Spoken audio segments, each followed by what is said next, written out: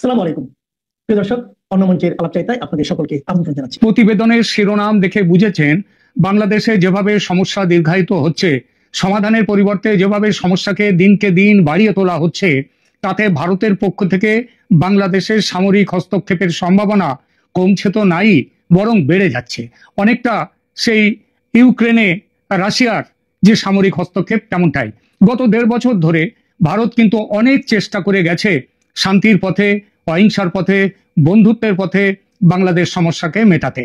মোহাম্মদ ইউনূস সরকারের তীব্র ভারত বিরোধী মানসিকতা, ভারতের বিরুদ্ধে নানান মুখে নানান হুঙ্কার, এমনকি যুদ্ধের হুঙ্কার পর্যন্ত এ যাবৎ আমল দেয়নি ভারত। নানা রকম নাশকতামূলক যে কাজকর্ম করবার চেষ্টা চলছে বাংলাদেশ থেকে, ভারত সেগুলোতেও আমল দেয়নি তেমন। সমস্যা মেটাতে বারবার ভারত একটাই কথা বলেছে, সে কথাটা হলো নির্বাচনের কথা। সব দলকে নিয়ে স্বচ্ছ ও মুক্ত নির্বাচন, যেখানে আওয়ামী লীগ অংশ নিতে পারবে, কিন্তু বারে বারেই মোহাম্মদ ইউনূসের সরকার এড়িয়ে গেছে সে পথ। এখন তো আবার শেখ হাসিনার মৃত্যুদণ্ডও বের করে দিয়েছে আদালত থেকে। সুতরাং স্বচ্ছ অংশগ্রহণমূলক নির্বাচনের আশা এখন অনেকটাই দূরে চলে গেছে। একই সঙ্গে পাকিস্তানের সঙ্গে ঘনিষ্ঠতা, তুরস্কের সঙ্গে মিলে খিলাফত গঠনের চেষ্টা, চীনের সঙ্গে ভারত বিরোধী আঁতাত, সর্বোপরি আমেরিকা তার ভূ রাজনৈতিক স্বার্থে বাংলাদেশকে যেভাবে ব্যবহার করছে, তাতে ভারতের নিরাপত্তা সংকট ভীষণভাবে বেড়ে গেছে এবং এভাবে চলতে থাকলে ভবিষ্যতে আরো বেড়ে যাবে। এই প্রশ্ন কেউ করতে পারেন যে বাংলাদেশ কাকে বন্ধু করবে, মৌলবাদকে প্রশ্রয় দেবে কিনা, সেটা তার নিজস্ব সিদ্ধান্ত। ভারতের এখানে বলার কি আছে? ভারতের এই ব্যাপারে মাথা ঘামানো অনৈতিক, বা আরো স্পষ্ট করে বলতে গেলে যে অভিযোগটা এতদিন ধরে, বহুকাল ধরে ভারতের বিরুদ্ধে করে এসেছে বাংলাদেশ, সেটাই যে দাদাগিরি। দাদাগিরি কেন সহ্য করবে বাংলাদেশ? দেখুন, কথাটা যে ভুল একেবারে তা নয়, তবে পৃথিবীতে এমন দাদাগিরির নজির একটা নয়, অজস্র আছে। ইরাকের সাদ্দাম হোসেন ইরাক থেকে বহু দূরের দেশ আমেরিকার কোন পাকা ধানে মই দিয়েছিল যে ইরাক আক্রমণ করেছিল আমেরিকা? ইরানের শাহকে কেন হটিয়ে দিয়ে ইসলামী শাসন প্রতিষ্ঠা করেছিল আমেরিকা? কেন বাংলাদেশে হাসিনা সরকারের পতন ঘটালো আমেরিকা? আমেরিকার দাদাগিরির উদাহরণে।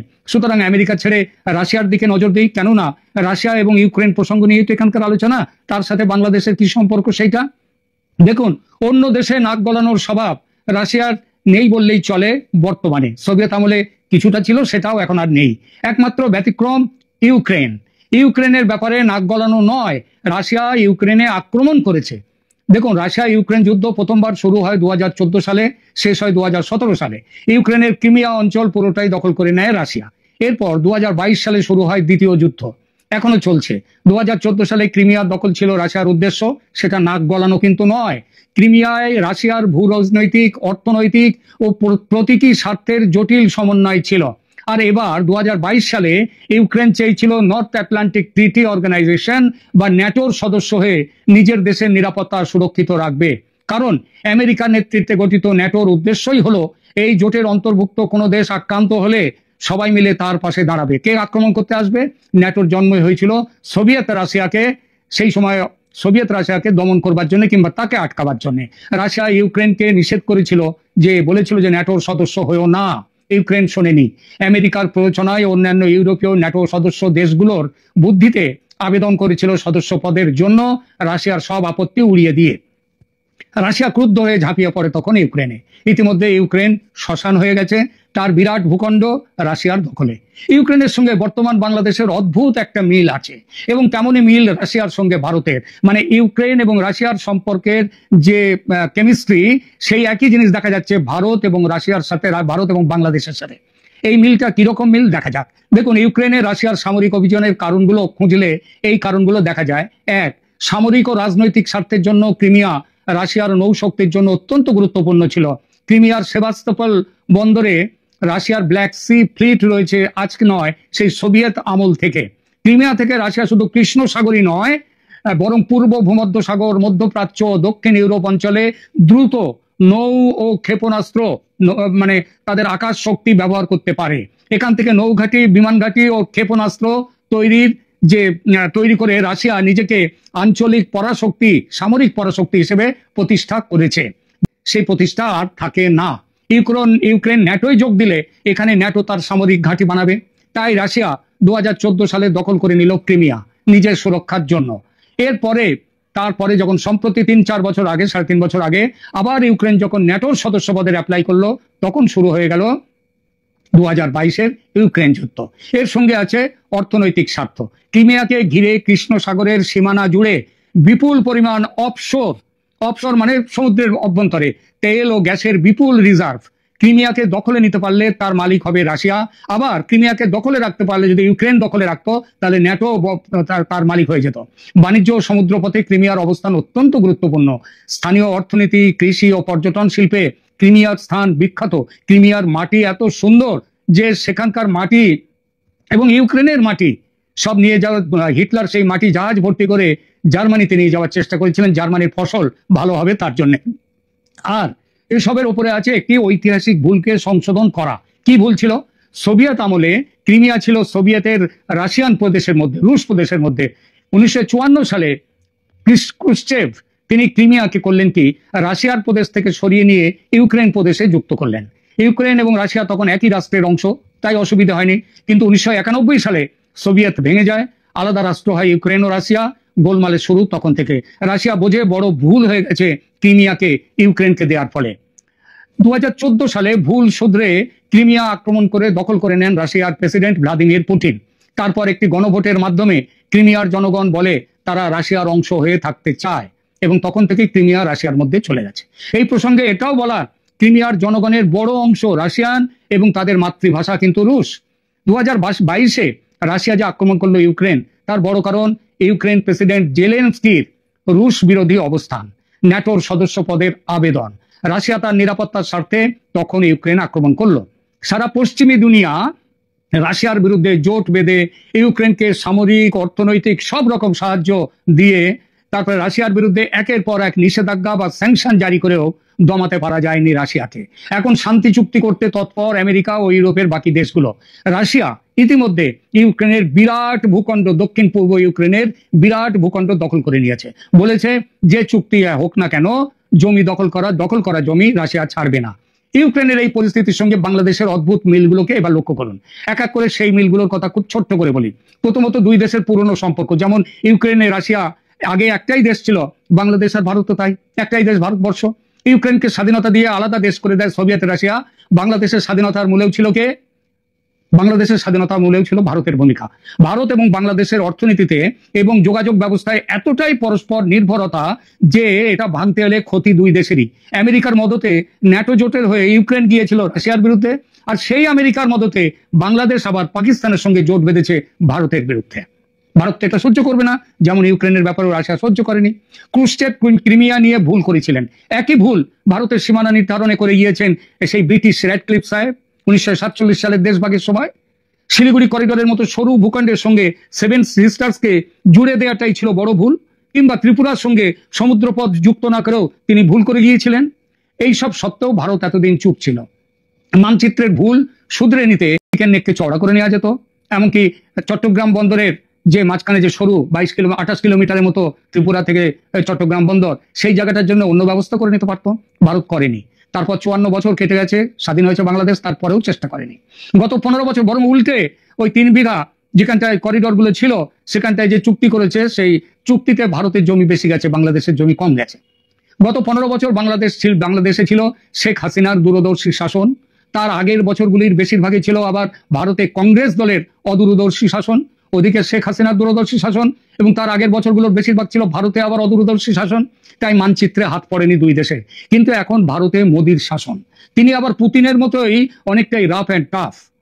বাংলাদেশের সঙ্গে পুরনো সম্পর্কের দিকে চেয়ে তিনি এ পর্যন্ত মোহাম্মদ ইউনূসের সব রকমের কি বলবো বাদরামি বলা যায়, বাদরামি মেনে নিয়েছেন। কিন্তু আর নয়, রংপুর আর চট্টগ্রামের মানচিত্র এবার পাল্টে যাবে ক্রিমিয়ার মতো।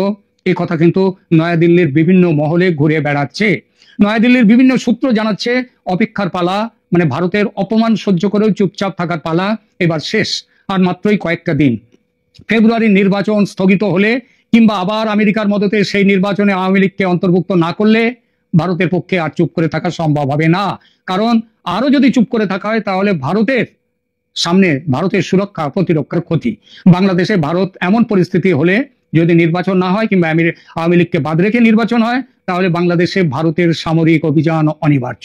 কেউ ঠেকাতে আসবে না, না পাকিস্তান, না আমেরিকা? আর চীনের তো প্রশ্নই ওঠে না। রাশিয়া ইউক্রেন যুদ্ধে রাশিয়ার পাশে অর্থনীতির বড় সহায়তা দিয়েছে ভারত। এই অভিযোগ স্বয়ং মার্কিন প্রেসিডেন্ট ডোনাল্ড ট্রাম্পের।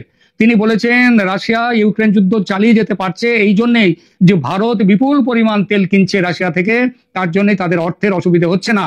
এবার বাংলাদেশে ভারতের সামরিক অভিযান হলে রাশিয়া তার ঋণটা শোধ করে দেবে। ভারতের পাশে পাহাড়ের মতো দাঁড়িয়ে থাকবে রাশিয়া। 71-এর স্বাধীনতা সংগ্রামে আমেরিকার সপ্তম নৌবহরকে বঙ্গোপসাগরে আসতে দেয়নি, ঘেঁষতে দেয়নি রাশিয়া। এবারেও তাই হবে। রাশিয়া এবারও পাশে। ইতিহাস এভাবেই ঘুরে ফিরে আসে। ডিসেম্বরের 4 ও 5 তারিখে ওই যে ভ্লাদিমির পুতিন ভারতে এসে প্রায় 200-র মতো প্রতিনিধি নিয়ে এসেছিলেন, তাদেরকে নিয়ে এসে বহু রকমের চুক্তি করে গেছেন, এখানে বহু রকম কথা হয়ে গেছে। এবং সেটা তিনি এই কথাটিও বলে গেছেন যে ভারতের পাশে, যদি বাংলাদেশ নিয়ে ভারত সামরিক অভিযান করে রাশিয়া ভারতের পাশে। ধন্যবাদ। চিরাচরিত পলিটিক্যাল টাউটামি করতে গিয়ে এবার নিজ নির্বাচনী এলাকায় ধরা খেয়েছেন ব্যারিস্টার ফুয়াদ। আমরা সকলেই জানি এবি পার্টির সাধারণ সম্পাদক ব্যারিস্টার ফুয়াদ, যিনি আগামী নির্বাচনে শকুন মার্কা না, শকুনটা হচ্ছে আসলে অনেকে তার চেহারার দিকে বলেন ঈগল পাখি মার্কায়, তিনি এবি পার্টির পক্ষ থেকে নির্বাচন করতে যাচ্ছেন। এবং তার নির্বাচনী এলাকায় যাওয়ার পরে তিনি যে টাউটামিটা করতে চেয়েছিলেন সেই টাউটামির বিপরীতে স্থানীয় বিএনপি এবং বিএনপির অঙ্গ সংগঠনের সমর্থিত লোকজন তাকে প্রথমবারের মতো প্রতিহত করেছে। আপনারা অনেকে আসলে পুরো ঘটনাটা জানেন না জানার কারণে অনেকে ভাবছেন যে এই যে ব্যারিস্টার ফুয়াদ, যার কথা আমাদের আমজনতা পার্টির তারেক বলেছেন যে তারে দেখলেই মনে হয় যে তার কপালের মধ্যে একটা পাকিস্তানের মানচিত্র আঁকা, সেই ফুয়াদ করে না, সে নতুন বিজয় দিবসের সন্ধানে আছে এবং সেই বিজয় দিবসের খোঁজে গিয়ে হয়তো সে ওইখানের মধ্যে গণধুলাই খেয়েছে বা গণধুলাইয়ের উপক্রম হয়েছিল। মোটেও তা নয়। গোটা বাংলাদেশে জামাত শিবিরের যে নতুন পলিটিক্যাল এজেন্ডা, যে এজেন্ডার একটা পার্ট হিসাবে ব্যারিস্টার ফুয়াদ সেখানে গিয়েছিলেন। এবং আমরা যারা শহরবাসী নগরবাসী অনেক বড় বড় রাজনৈতিক বোদ্ধা এই প্যাচটা বুঝতে পারি না, স্থানীয় বরিশালের নেতাকর্মীরা সেটা খুব দ্রুতই বুঝতে পেরেছেন, এই জন্য তাদেরকে আমি অভিনন্দন জানাই। আপনারা অনেকেই জিজ্ঞেস করবেন যে এখানে আবার ভাই জামাত শিবির কোথা থেকে পাইলেন, কোথা থেকে আপনারা এই নতুন রাজনীতি নিয়ে আসলেন, কিসের রাজনীতি? রাজনীতিটা আমি একটু আপনাদেরকে বুঝিয়ে বলি। গোটা বাংলাদেশে আওয়ামী লীগ তো মাইনাস, আওয়ামী লীগের গল্প এখানে না বলি, আওয়ামী লীগের তো নির্বাচনের খেলায় নিবে না। এখন বিএনপিকে -2 ফর্মুলায় ফেলার জন্য যে -2 দীর্ঘদিন ধরে চলছিল, সেই প্রক্রিয়াটা যেহেতু এখন সেই সুশীল সমাজের সরকার প্রতিষ্ঠিত হয়েছে, বিএনপিকে এখন মাইনাস করা হবে। এবং সেই মাইনাসের জন্যই সারা বাংলাদেশে বিএনপি বিরোধী একটা প্রপাগান্ডা প্রচার চালানো হচ্ছে। এবং সেই প্রচারটা হচ্ছে যে বিএনপি সবখানে চাঁদাকে শেষ করে ফেলতেছে, সব টেম্পু স্ট্যান্ড দখল করে শেষ করে ফেলতেছে, সব শেষ করে ফেলতেছে। এই প্রক্রিয়া এবং প্রজেক্টের আন্ডারে এই ব্যারিস্টার ফুয়াদ এবং তাদের যে গোষ্ঠী নতুন একটা জোট করেছেন, আপনারা দেখেছেন জামাতের 3টে অঙ্গ সংগঠন একসাথে মিলেছে, যেটা হচ্ছে একটা এনসিপি, একটা হচ্ছে এবি পার্টি, ব্যারিস্টার ফুয়াদের সাবেক শিবির নেতারা মিলে যে এই জামাতের যে ছোট দোকানটা খুলেছেন, এবং আরেকটা হচ্ছে এটার নাম হচ্ছে রাষ্ট্র সংস্কার আন্দোলন, যারা দীর্ঘদিন ধরে রাষ্ট্র সংস্কার করে আসছেন, একটু বাম ঘরানার লোকজন। তো এই 3জন মিলে ডক্টর মোহাম্মদ ইউনূসের যে বইটা আছে 30, সেরকম একটা 30 জোট করেছেন তারা।